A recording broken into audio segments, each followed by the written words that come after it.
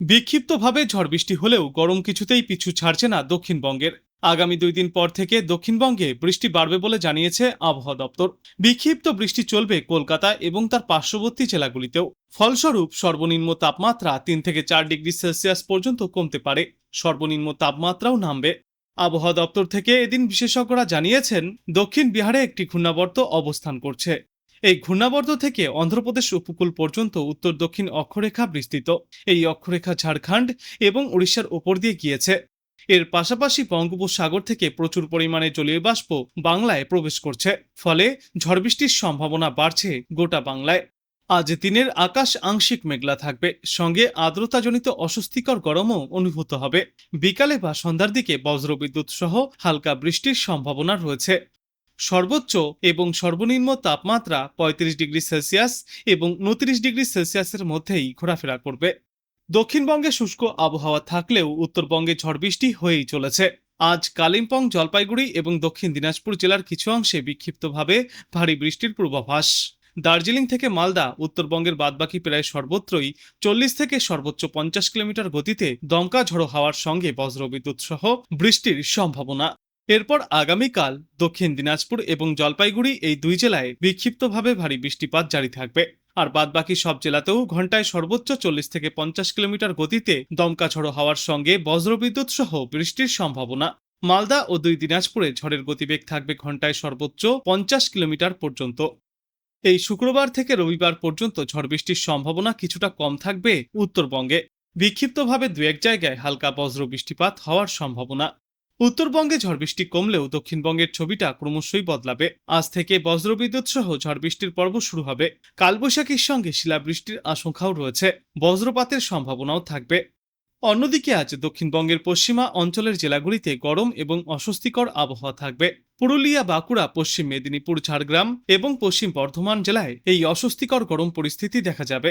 পশ্চিমা অঞ্চলের বাদবাকি জেলাগুলিতেও আর্দ্রতাজনিত অস্বস্তি থাকবে।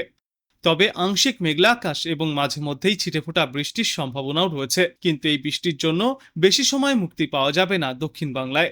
মূলত আজ বজ্র বিদ্যুৎ সহ বেশি বৃষ্টির সম্ভাবনা রয়েছে বীরভূম, নদিয়া, মুর্শিদাবাদ, পূর্ব পশ্চিম বর্ধমান, বাঁকুড়া, পুরুলিয়া, পূর্ব পশ্চিম মেদিনীপুর এবং ঝাড়গ্রাম জেলায়।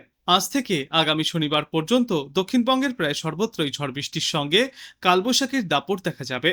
শনিবার 30শে মে বিক্ষিপ্তভাবে ঝড় বৃষ্টির সম্ভাবনা থাকবে দক্ষিণবঙ্গের বেশ কিছু জেলায়।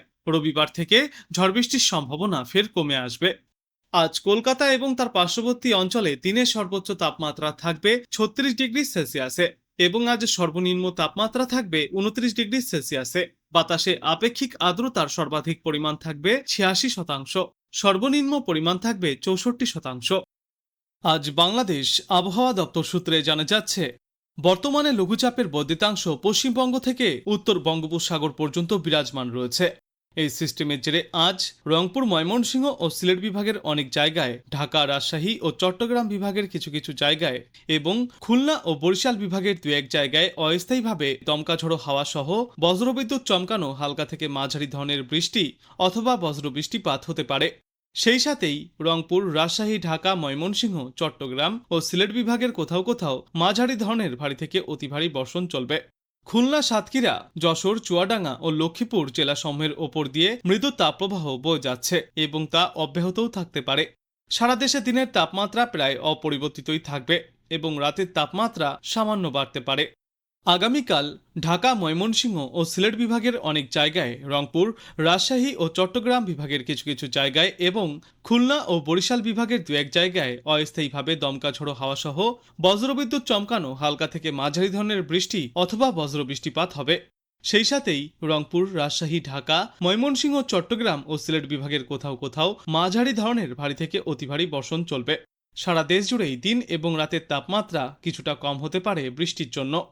28শে মে রংপুর, রাজশাহী, ঢাকা, ময়মনসিংহ, খুলনা ও সিলেট বিভাগের অনেক জায়গায় এবং বরিশাল ও চট্টগ্রাম বিভাগের কিছু কিছু জায়গায় অস্থায়ীভাবে দমকা ঝড়ো হাওয়া সহ বজ্রবিদ্যুৎ চমকানো হালকা থেকে মাঝারি ধরনের বৃষ্টি অথবা বজ্রবৃষ্টিপাত হতে পারে। সেই সাথেই সারা দেশের কোথাও কোথাও মাঝারি ধরনের ভারী থেকে অতি ভারী বর্ষণ চলবে। সারা দেশে দিনের তাপমাত্রা সামান্য কমতে পারে এবং রাতের তাপমাত্রা সামান্য বাড়তে পারে। 29 মে ঢাকা, ময়মনসিংহ ও সিলেট বিভাগের কিছু কিছু জায়গায় এবং রাজশাহী, রংপুর, খুলনা, বরিশাল ও চট্টগ্রাম বিভাগের দু এক জায়গায় অস্থায়ীভাবে দমকা হাওয়া সহ বজ্রবিদ্যুৎ চমকানো বৃষ্টিপাত চলবে। ওই দিনও সারা দেশ জুড়ে দিন এবং রাতের তাপমাত্রা প্রায় অপরিবর্তিতই থাকবে। 30 মে রংপুর, চট্টগ্রাম ও সিলেট বিভাগের কিছু কিছু জায়গায় এবং রাজশাহী, ঢাকা, ময়মনসিংহ, খুলনা ও বরিশাল বিভাগের দু এক জায়গায় অস্থায়ীভাবে দমকা ঝোড়ো হাওয়া সহ বজ্রবিদ্যুৎ চমকানো হালকা থেকে মাঝারি ধরনের বৃষ্টিপাত চলবে। সারা দেশে দিন এবং রাতের তাপমাত্রা সামান্য বাড়তে পারে এবং এর পরবর্তী দিন 5 পূর্ব মধ্য বঙ্গোপসাগর এলাকায় একটি লঘুচাপ সৃষ্টি হবে, যার জেরে গোটা বাংলাদেশ জুড়েই আবহাওয়ায় দেখা যাবে বড় পরিবর্তন। ক্রমশই বাড়বে ঝড় বৃষ্টির সম্ভাবনা, কমে আসবে তাপমাত্রা।